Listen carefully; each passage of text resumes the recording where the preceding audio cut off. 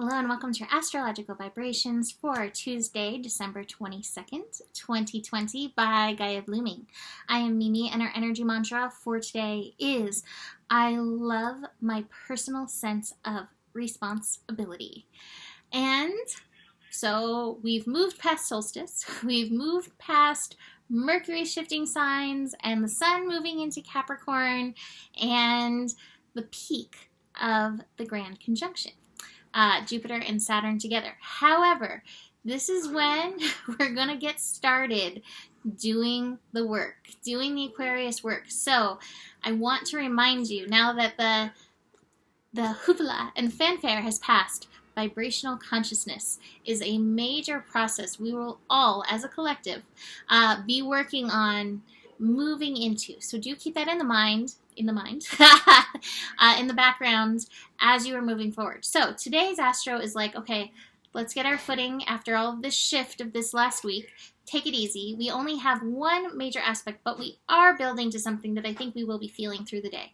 So today we have Venus in Aries connecting to the moon in, I said Venus in Aries, sorry. Backwards. Venus in Sagittarius connecting to the moon in Aries. As I'm saying it, I'm like, something doesn't sound right. What is that? So this can be fiery energy. And with what we're building into, want to be aware of our fire energy. That being said, it feels like it's full of creativity, desire to be creatrix, desire to, I don't know, bring about some beauty, bring about some loveliness, bring about some good. That being said, you may not necessarily have the patience to sit down and do it, but I feel like the ideas will be flowing. So at the very least, pay attention to the ideas. I think as well, just be aware, the flip side of things, that our egos could get pretty triggered in this, whether it's around worth, around relationships, around who we are, how we're showing up in the world, how we're taking action in the world. Do be aware of any ego spikes coming up through the day. So what are we building into? Well, the thing that I warned you about in the week ahead, we are building into our last, for now, Mars-Pluto square. So we had a series of these with Mars going retrograde and direct. So we've been going through this like almost same exact square for quite a bit.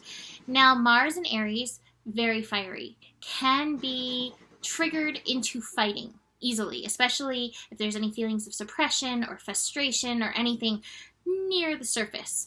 Pluto energy can activate that specifically by showing up power issues. So whether it's issues with our own personal power, issues with other people's power, issues around control, victim stuff, any shadow energies that we may be carrying, this is a very triggering transit.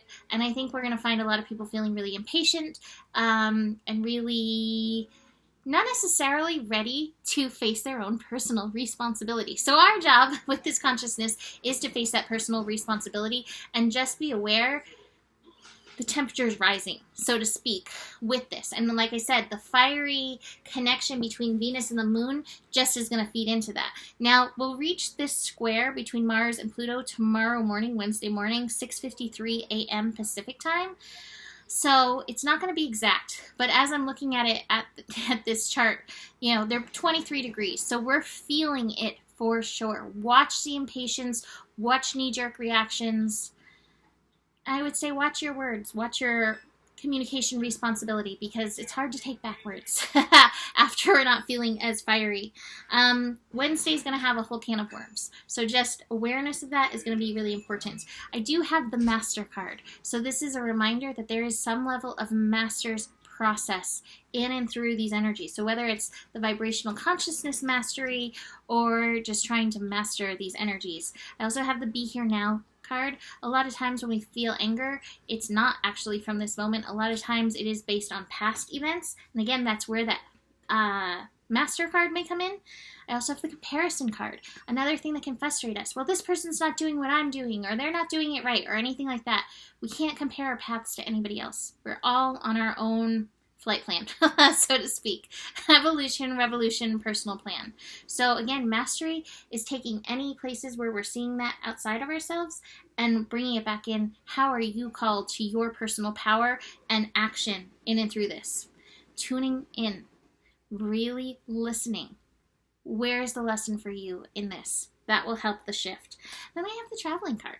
So if you're traveling, I would say take it easy, you know, with this energy. I know not as many people are traveling, but some still are. So even just traveling back and forth to work, I find these Mars energies, oh my gosh, they can make crazy, crazy traffic situations happen.